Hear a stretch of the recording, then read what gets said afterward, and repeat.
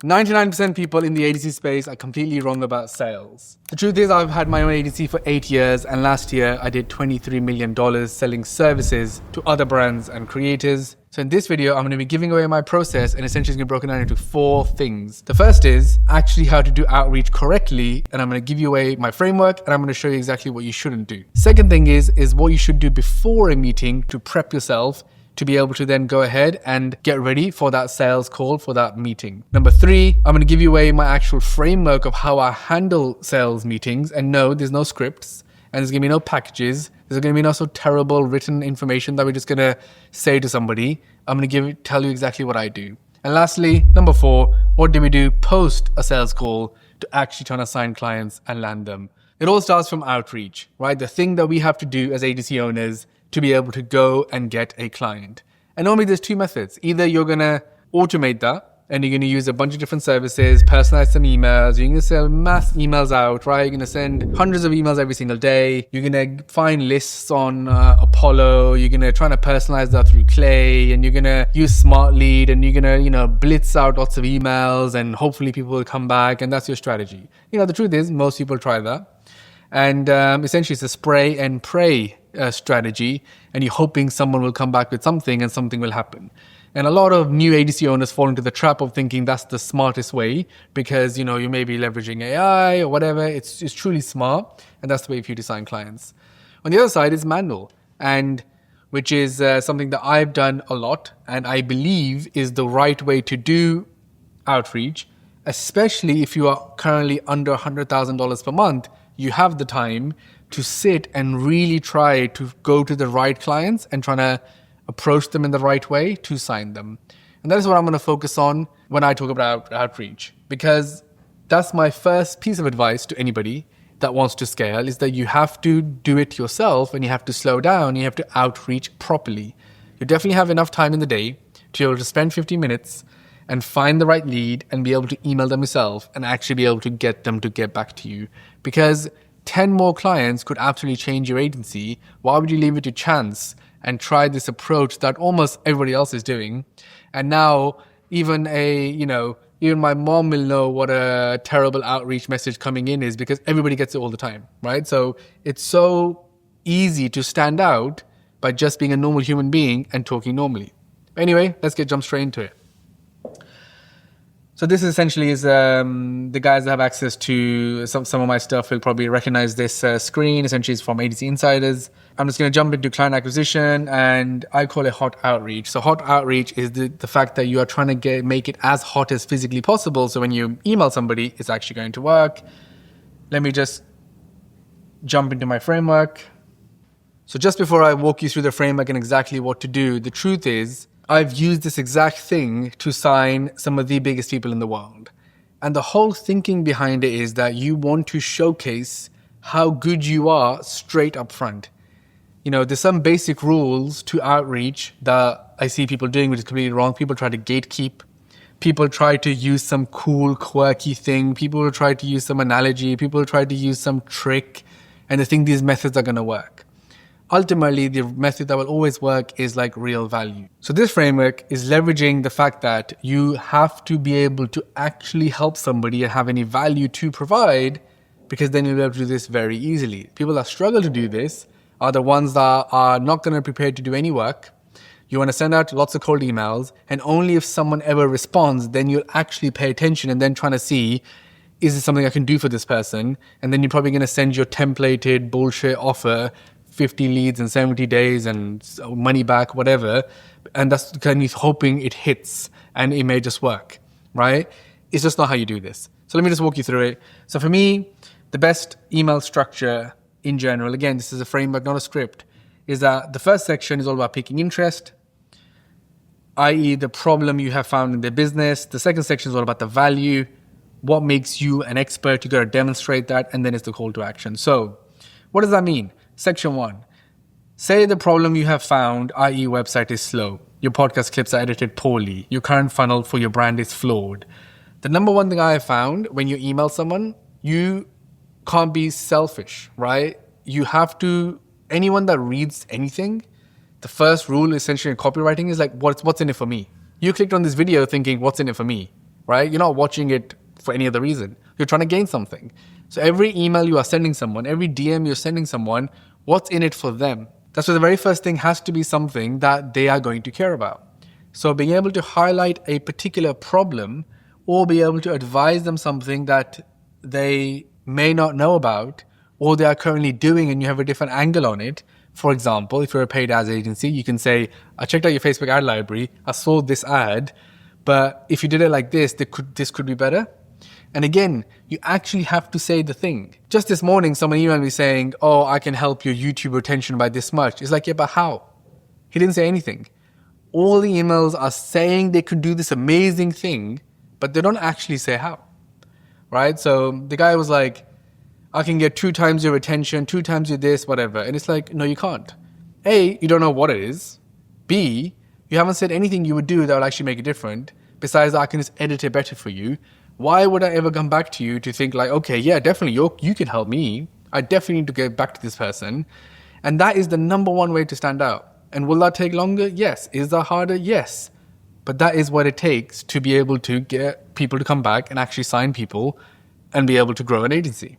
It's not going to be as easy as you think it is. Ultimately, a couple other things you could do as well in this first section is that if there's like a real angle, right? It's all about finding that angle. If you can't find a problem, you're stuck, you're looking for that angle, then, it could be something, if it's someone larger, right? I listened to you in your podcast, I saw this, I saw that, I saw you're into this person, etc. Because before this, the truth is, once you have a lead, either you have found it yourself or someone has come into you, you should need to analyze them. You have to first look at who they are, their social profile, the founders, any content they posted. You got to find an angle. So this section 1 is all about the angle. Like, what angle are you taking to get that person's interest? That's all. Once you've done that, then section 2 is all about the value, right? Now, this is like you saying, okay, you got to give them the actual answer now, right? You've highlighted the problem. Now it's about giving them the answer. Whatever you want them to pay you for, give them something right now in this email, right? So ultimately, if you want to sign this person, so going back to the example of, the guy wants to sign me as his YouTube client, he didn't tell me what he could do for me. He's saying he can get 2 times retention, and that's where people go wrong. And I see it all the time. Every time I post something on my LinkedIn, etc., people are always like, oh, it's about giving them telling them what value they can get. But people get it wrong. That isn't you can get 2 times the views. Yeah, of course I would love 2 times the views, but you're not telling me how you can get me 2 times the views. So people say the last bit, but they forget the middle bit. Everybody wants to be rich, famous, live forever, be healthy, whatever, right? Like, no point saying that and saying, sell the outcome, bro. It's like, no. Say the actual thing you can actually do. What is the thing? So if you can get me 2 times views, how? It should have been like, you need to do shorter videos. You need to do longer videos. I watched it and the edit is not fast enough. I would have edited this bit like this, make it more choppy. I would have used more overlays. And I'm like, oh, hold on. This guy may be onto something. Then maybe I'll click on his website. Then maybe I'll see who else does he work for. Then maybe I'll get back to him, right? But it's not, sell the outcome, bro. Yeah, of course I want 2 times views, but so does everybody, right? Like, that is not anything special. You being able to type that to someone, selling the outcome. Had another kid this morning saying, I'll add, 15K MRR to you. You will have to do this or that. And it's just like, no, it's just not how it's done. Examples would be, so here's an example. If you change your email to long form, you'll easily get 20% open rate difference. So example here is like, imagine if someone, you went through someone's funnel and you saw the emails, you can actually critique them and tell them what to do. I re-edited your videos, it's here, but why I did X, Y, Z? I get this too. Someone sends me like, I cut a reel for you. You're like, great. Because people will be like, and that's good. Look, someone is trying, right? So you'd be like this. So if you're trying, you'll be like, I'm going to do some free work. I'm going to show somebody what my skill is. Great. But don't forget to actually say why. Again, because if you just go on and made a clip for me from my YouTube, and you've gone out your way to do that's a good first step. But if you aren't able to articulate why you did that in that way, then once again, the person you're trying to sign, you have actually not shown your expertise. And you're doing a disservice to yourself, right? Because maybe you do know. Maybe when you were doing that work, you actually did have a thought process. So I guess what I'm saying is you got to share your thought process and give away the thing that you just think is special in your head. You have to give it away. If you don't, why would the other person ever trust you to then come back to you to make it happen? And honestly, it's the biggest secret. The biggest secret for me to sign people, which I should not have signed, because the value of that I was giving them from the very first step was far superior than anything they've ever seen. So it makes people think, holy shit, this guy really knows what he's talking about. You are an expert. People only want to work with experts. Nobody wants to work with some company that's claiming to do something and maybe it will work. Because that's how it comes across if you're not actually telling people what they can do. Then ultimately you move to, who are you? What have you done? I think I can help you. And this is the biggest thing. You always end your email with, I always end with a question. Because it's not let me know, let's get on a call. It's too pushy. It's more about what you think of this reel I edited for you. What do you think of my suggestion of how you should change your ads? Open loop. It's got to be an open loop so someone wants to come back to you. If you end it in a nice professional way or pushing for a call, it's just too pushy. That's what I would do. But to make this point a bit more clear, I'm going to jump into some of my actual emails and DMs right now so it makes you understand the competition, makes you understand what people are doing. And apologies to anyone's names who are going to come up. If you have a problem, message me. I'm just going to click on some people right here. I've got all sorts of people here in my inbox. So here we go. Proposal for content editing. This might be a good example. Okay, he has made a reel actually. I've been following your content for 2 years. Your Instagram profile has this, which is impressive.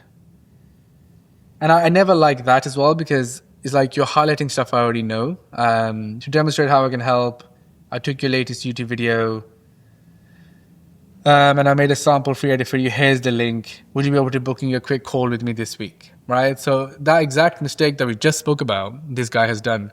So he's made the clip and great work for doing so. He had to go on and say, what was it that he was doing? That I'm like, actually, you might be better than my guys. But you said nothing. All you said was, as you can see here, here's the link to the video. Let me know if you're open for a chat. It's a good try. But then comes the problem. His follow-up right here. I hope you're doing well. Are you interested in working with me? Question mark. It's like, everything has gone downhill. And that reminds me, when you're following up, a follow-up is always a chance to pitch again. You should never ever say, did you get a chance to look at this? Just bumping this. Let me know what you think. Are you still interested in this? That is the worst way to follow up. You have to pitch again. Anyway, let's go fast. Let's click on some others.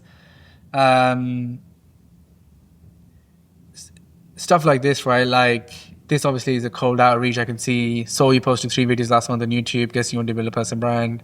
Have you ever wanted to take your thumbnails? The first review, see, it's so bad, right? Like whoever's written this, like obviously, and anyone doing YouTube knows about thumbnails. Our expert team helped 3 YouTube channels, 22 worth considering. Like it's just terrible, right? Obviously, this is cold outreach. Whoever's written this template or whatever they're doing it's just so poor. Let's click on some other ones. Do you struggle with your personal brand? I'm asking because we specialize in helping career entrepreneurs do XYZ. This is what we can do. Looking forward to connect. Like it's just so poor, right? Once again, let me try to find.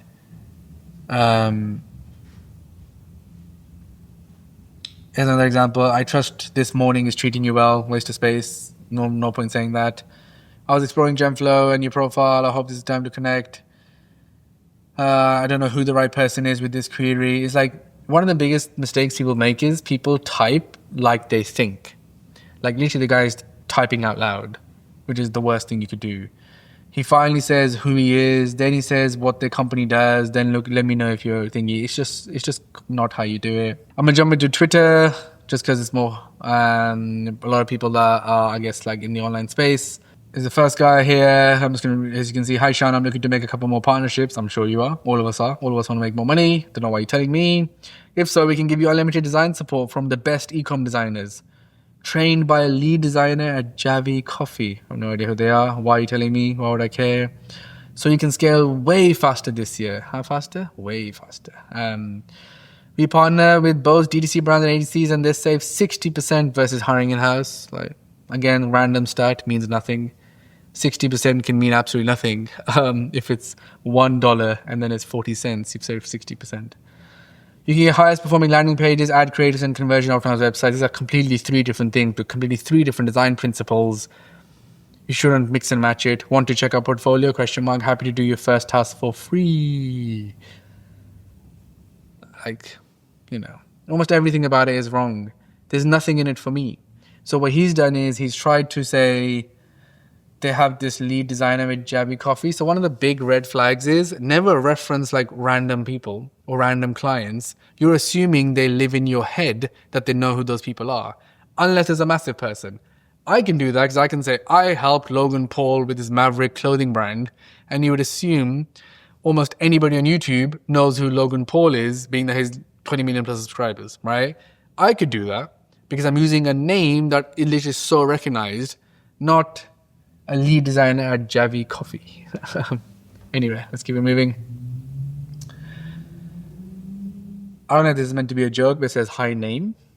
Scaling lead generation can be tough. I've been there myself, but here's what helped us achieve 161 sales calls and collect 128K in 30 days. A tool that automates 15,000 personal Twitter DMs, obviously it's so poor, right? I know maybe it's even automated, but you can still do it properly. Let's click on this one. Okay, hi Shan, I watched a couple of YouTube videos and thought of a funnel strategy that you could use to easily add 10 to 50K a month using YouTube. I also optimized one of your thumbnails. I actually just uploaded a video with the strategy. I think it might be useful. Can I send it over? A lot of guys teach this strategy, right? It's like you do this, and if someone comes back, then you sit and physically do the video. In my opinion, if this guy, all he had to do was tell me the strategy. If his DM was, hey Shan, been watching the YouTube, fine. Straight away to be like, if you did a book a call funnel, and in each video you just put book a call, and then try to get people on calls to then sell them whatever, that would really work. This is the exact same thing I do for the following other people, blah, blah, blah, blah, blah. And I've noticed that you are not doing that, right? It's something tangible. You should never say we can add 10, 50K MRR, we can do this, we can do that, because you have no context. For my agency, we make $2 to $3 million a month. I don't really need 10K more a month from you, Daniel, right? So, and I know you're used to probably pitching other tiny people, so it may work because for them 10K is a lot. But the point is that it's just not the way to do it. And I'm trying to make this video to, I guess, help people in reality. All you have to do, just say the thing. That's it. Honestly, all you got to do is say the thing, and you're going to stand out from all these people that are constantly trying. Hey, from hereby, I'm guessing you're in the e-com space. I want to keep this brief. I'm working with an AI tool that streamlines your customer support. Marvel set up a moment. Like, again, it's just so hypothetical, so high level, so not a matter of fact, so not actually saying anything, that in 2025, if you want to stand out, just say the thing. If you are truly that great at what you claim you can do, you have no worries in saying it. Simple as that. Sorry, one more. So I've been following your success in Gemflow, and it's nothing short of inspiring. How about we kick things up a notch? Okay. My services could boost your daily outreach, connecting you with 400 plus potential leads. Again, yeah, it's all the people that are teaching that, your offer needs to have like a number, it needs to have this and that. And then he goes on to say, it's going to be cheaper than a fast food meal, less than $9 a day. Forget what surprise fees or definite contracts. You have full flexibility to continue collaboration. And he's like, just grateful for a reply on this. Do you want me to close your file? It's like, what? I don't want you to have a file. I don't want you to ever know anything about me. Like, this is just not how you sell.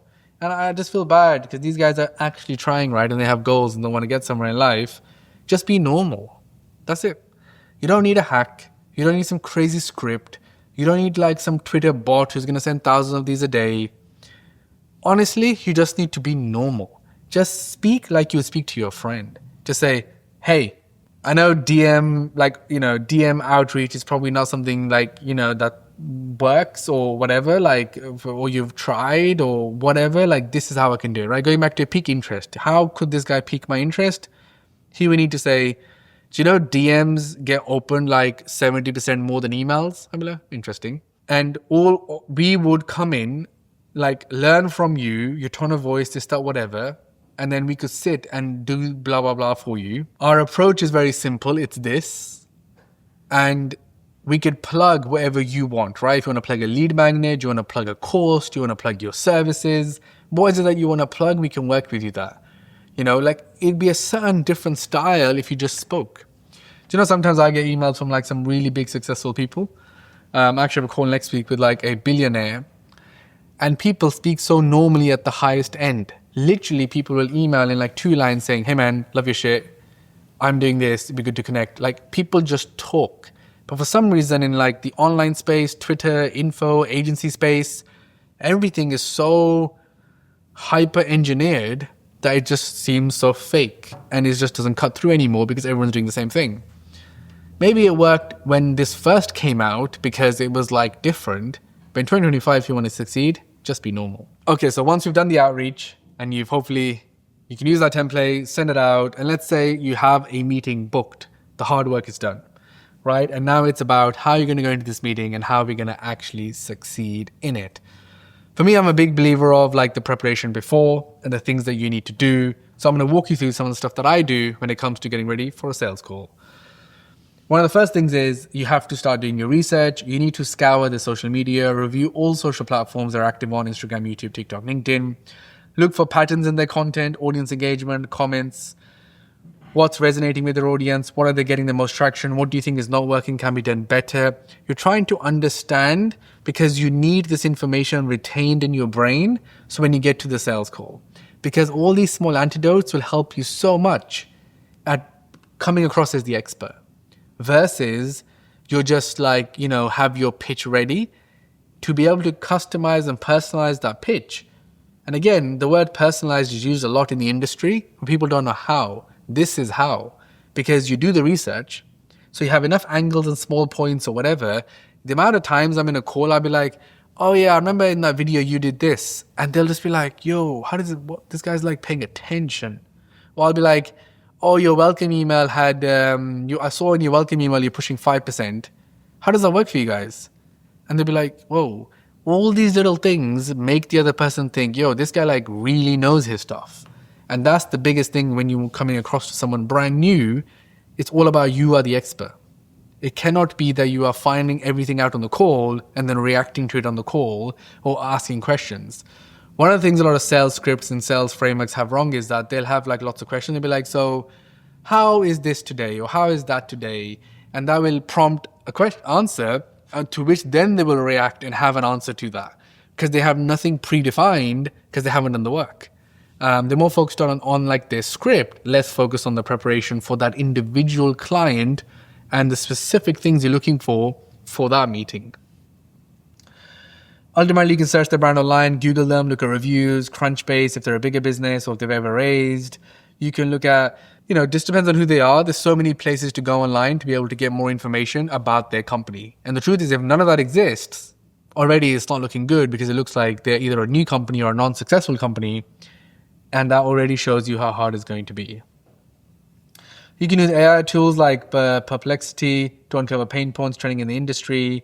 And then you just sit there and try to connect all the dots, right? The point is that you have to come with your own method of research to get a very good, well-rounded understanding of the client.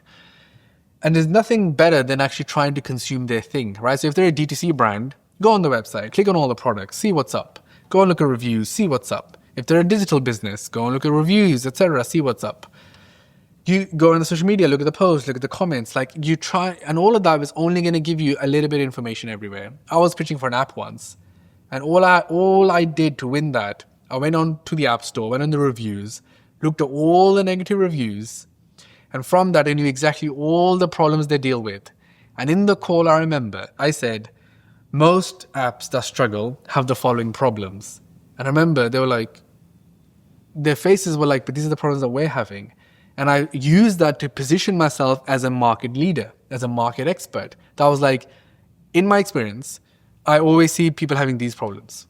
When I knew that was the exact problem that they were having. So they're like, yo, this guy knows what he's talking about. So I was like, but in our apps, let me show you. I went onto the App Store, one of my apps, and it's like 4.9 out of 5 stars, thousands of reviews. I'm like, we don't have that shit. Why? Because we develop in-house, we know what we're doing, I've been in this game for 8 years, blah, blah, blah, blah, blah, right? It's the positioning. I made them realize, or made them, I did the research to know the problems they're having, versus me saying on the call, so guys, how's the app doing today? Are you facing any problems? And when they're like, yeah, we have these problems, be like, yeah, no, with us, that's not going to happen. And they'll be like, right, I'm sure it won't. And that is everything. You're always looking for an angle. When I prep with my team, we will literally do huddles and we will think about the angle that we can go in with. And we then have backup angles because you're sometimes trying it in a call and you're realizing it's not working, it's not landing. You got to quickly change gears and try something else, which we'll get to in the next section. Anyway, the next big thing for me is that you have to create a custom deck. So I'm not a big believer on getting on a call and sharing slides and talking through it like a machine. For me, it's about you still need to create a custom deck and you use it intimately through the call. Again, we're talking about the preparation at the moment. It's about preparing. So what you want to do is you should first have a really good deck. I would say 8 out of 10 agencies I ever speak to never present anything. So you're almost guessing what's up, which is the first thing. You have to make a presentation which talks about what you can do for someone and why and how and all that good stuff. Secondly, then you want to customize that deck so it looks a bit bespoke to that client. It adds so much value. I was speaking to someone who's a TikTok shop agency, and he did share a deck. And the guy literally sat there with a deck that they made for somebody else. And he's showing it to me. And I was just like, if the guy's this lazy to even trying to win me, how lazy would they be when they physically start the work? And there's so many examples of this that I can give you where people are just not prepared to do the work. Again, this is about how do you stand out. I'm telling you how I stood out. I didn't have any agency experience. I didn't have any sales experience. And I've signed and worked with some of the biggest people in the world, right? Because I always differentiate myself by just doing the work and by standing out on these small things. So turn up to the call with a very good looking deck and you customize it with their logo, customize it with their colors. So you already feel like that we can be your partners. We understand you. We can become part of your team. All of these are signals. Naturally, if someone's presenting me something with all my colors and it's looking slick and it's you're like, oh, these guys are they're professional. They know what they're doing. They've done this before. And that's how you want to come across, even if you have 0 clients. Because it's about coming across as the expert. You don't want to be, there with the Google Doc and walking through, or, just talking or showing them, or just endlessly screen sharing, saying random things. All of that is messy. The last thing in the preparation phase is that if there is something you can design, edit, put together to physically show them what you mean, the better. I signed so many different clients because I would look at the website and it'll be shit and I will just remake it. Even if that's in Figma or if it was in Photoshop or even if that meant in WordPress, we quickly put a page together. Every single time I've gone on my way to put some effort in, because then once you get to that part in the call, then you can be like, okay, let me just, I got my guys to just put something together for you just to kind of show you how it would be. And it blows their mind. It blows their mind when you do that because people are not expecting it. Because no one in the agency space is willing to actually give anything away and do some work and really sit and have a good conversation with somebody on the other side, in depth about their business to help them. So if you do those things, the chance of you signing that person is very, very high. The next part is all about the sales call itself. Let's jump back into agency audit, and I'm just going to go to sign clients, and I believe sales calls, framework. Let me just open this file. Cool. And I'm just going to, in this section, talk you through my sales call form framework and how I tend to do calls. So the first call, small etiquette things make a massive difference. So you have to be the first one to join the call and you should be waiting before someone joins. It should never be the other way around, just simple stuff. Introduce yourself, You should always introduce yourself, and you should always set out the like, what are we going to speak, what's going to happen. Let them introduce themselves, state the objective overall. Then you start sharing your screen, and I always like to start with sharing a screen and then stop at some point. The idea here is that when you get on, you say hello, what's up. The other small etiquette thing is that it's always great to say something which is like about the pitch, just to kind of get the room to be in a nice place. So if you've done your research, there could be something you say that like, oh, I saw on your story, you were doing this. Or I saw you guys went here. Or how was the last launch, by the way? Just something, so you're already signaling to them that we're about to have a very good conversation and let's just like settle down. That tactic is used everywhere, in the biggest boardrooms to everywhere else. When you come in, you first always say something off topic, everybody get relaxed, and then you get into it. But then you have to take charge there. Then once you've done the small talk, you say, okay, cool, let's get started. I'm just going to share my screen. I'm going to walk you through a couple of things. And then I'm sure there'll be a few things for us to discuss as well. So let's get started. So boom, share screen. Also, you should always share your tab. The amount of people that share full screen and they'll have like 10 things open, you'll see other client names, it's just poor. Share your tab. Share the exact thing that you're going to be presenting. This other small tactic is that make sure you can see their face while you're presenting. Obviously, these days, if someone's on a laptop or something, you start presenting. And essentially, if you don't have the right setup or you don't have the little window, you won't be able to see their face. That's extremely important because you're going to see from their body language, is the person paying attention? Or is the person thinking this is boring? Is this not working? You have to be awake to that. This is the complete opposite of like having a sales script and going through question by question by question.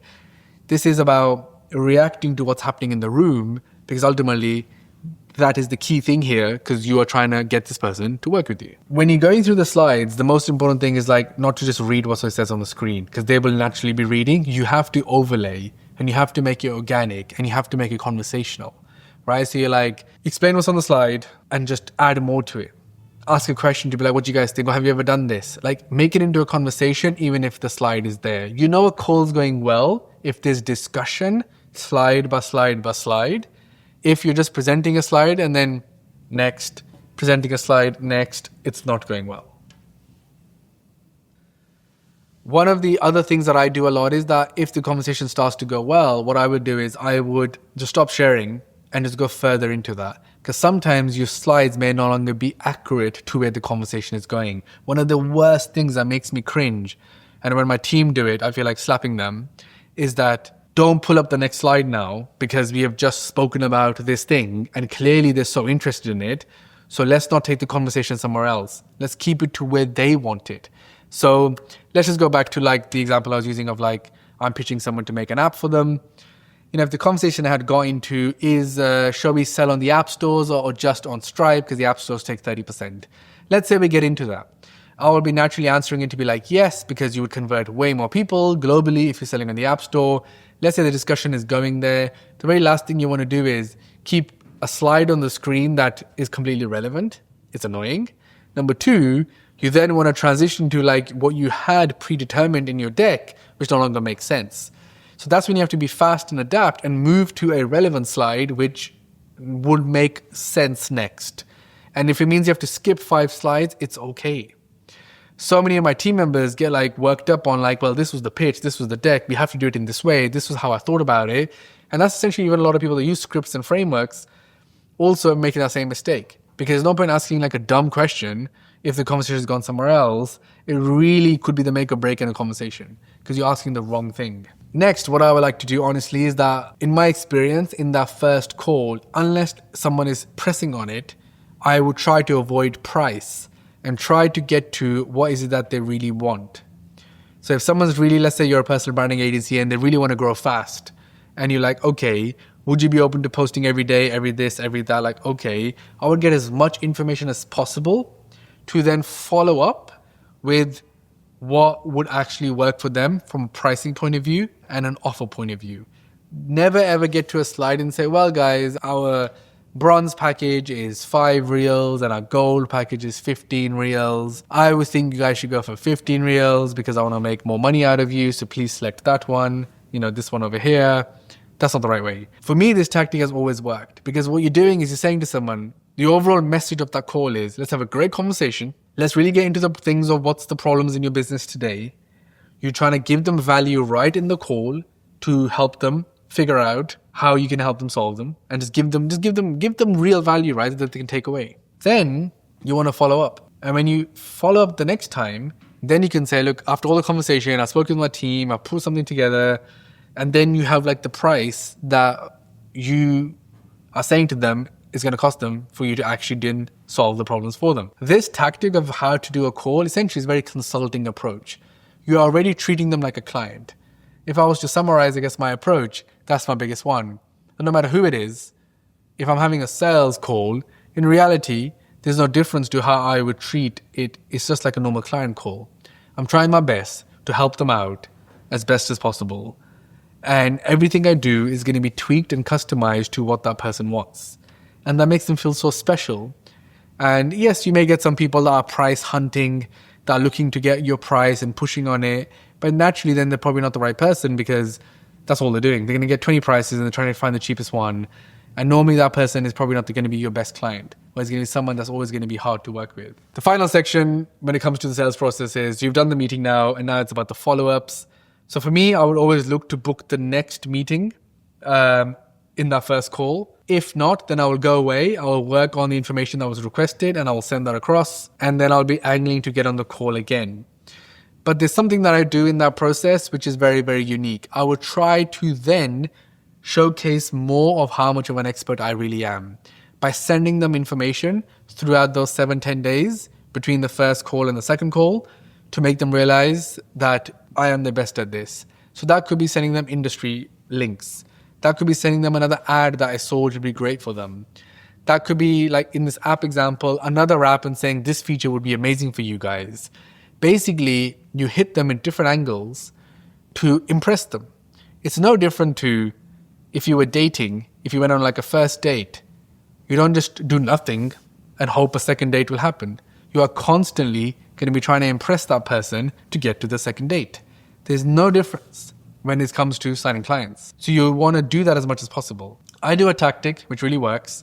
Either after the first call, firstly, you should follow up immediately, as in like within an hour, saying, hey, well, love the conversation, blah, blah, blah. I can really see us working together. This is this. I will send you the bits that we spoke about, blah, blah, blah. If anything that you need, let me know. Also, here's my number. I love this. Here's my number. Like I use WhatsApp. So here's my WhatsApp. If you feel free to hit me up on that. You'll be surprised the amount of people that will send a message saying, hey, it's Brian or whatever. You're like, yes. Because once I have the number, now I know I'm one step closer. And now I know that I'm going to keep messaging them over the next week to get closer and closer and closer to them. And I'm going to try to find angles once again. Maybe the guy's into the UFC, so I'm going to send him a little link. Like I will work on it and massage that relationship. So the next time we get on the call is that much more friendlier. And honestly, that's how business is done. I have some clients I've had for 8 years and this never stops. And that's how you actually manage that relationship if they were to sign with you, and it gives them a signal that what you're going to be like as a client of theirs. Because why is all this so important? Why am I against sending 10,000 emails, get someone in, get the 4K off them, get someone in, India to do all the work? Because you will get one-time money. Maybe you'll sell them a 3-month package. But the chance to actually do that consistently over time that you can depend on as an income is extremely tough. My way, you'll end up building an agency with very consistent income, and you'll actually enjoy working with those people because you have slowly built relationships with them, and you'll end up actually liking what you do versus pushing very aggressively, get some money in, run around trying to fulfill it, and then the whole thing starts again. And 2 years later, you give up your agency, and now you're selling a course saying how to make 100K a month, right? That's exactly what happens in most of the agency space, because people struggle to actually do things properly.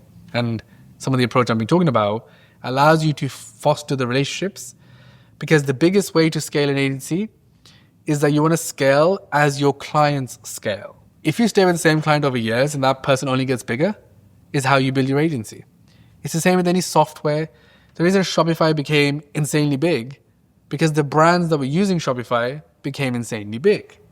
So you build your success at the back of your client's success, at the back of your user's success. That's how it works. Versus trying to find tricks and ways to get someone to just give you their money and that's the sale, it's just not going to work. Similarly, Shopify didn't become Shopify if they were trying everything to get $1,000 of someone, and that's it, they've got another user. They fostered those relationships through account management, through through support, that someone doesn't leave. They stay on their platform. Now they're selling $1 billion and they're still on Shopify. In that case, Shopify grew. It's the same with me. I've had some same clients since 8 years. Some of my clients are making $5 million a year, $10 million a year. And we started with just a few $100,000 because I fostered those relationships. I sold them more services. As they grew, my agency grew. It's so much easier than always be hunting for new clients as a way to grow. And that is the only way to grow if you're not working on selling properly and getting more value out of it. Look, I hope that gives you a good breakdown of what I do for sales and how you can implement some of this stuff in your agency to make it a success. Some of the stuff I was showing you earlier is from Agency Insiders. If you want to know more about that, there'll be a link down below in this video. Anyway, till next time, thanks for watching.